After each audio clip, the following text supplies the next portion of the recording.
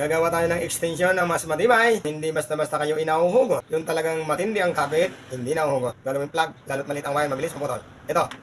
Oh. Ayan, ulitin ko. Tandaan, oh. Oh. Oh.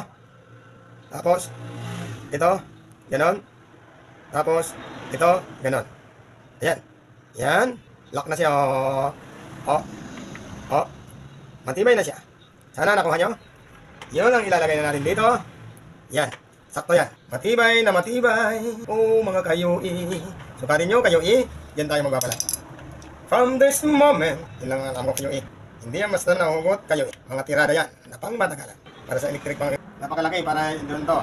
Nadali kayoy. Nabigla ng hugot, kaya nahugot. Ngayon, atin nang dadalihin kayoy. Para hindi siya napuputol. Ito nyo na natin. Kunting kalaman. Sa magagaling dyan, ako magpapaturo sa inyo. Sa mga gustong matuto, manood lang kayo kay Kayoy. Para magkapera si Kayoy. Yung maraming pera, pagawa nyo na lang kay Kayoy. Para magkapera sa Kayoy. Yung gustong mag-send ng nagniningning, welcome na welcome kayo. At ma-appreciate ni Kayoy yun. Para pasildiwin si Kayoy, nimita Kayoy. Kita? Hindi na basta mahugot yan. Diba? Nagkaroon na siya ng lock. Hindi na siya basta mapipintal. Yan. Kita? Paano mo bang uligtal yan? Kahit itali natin sa kalabaw. Ganun lang. Tingnan naman. Mga kayo. Oh, sige.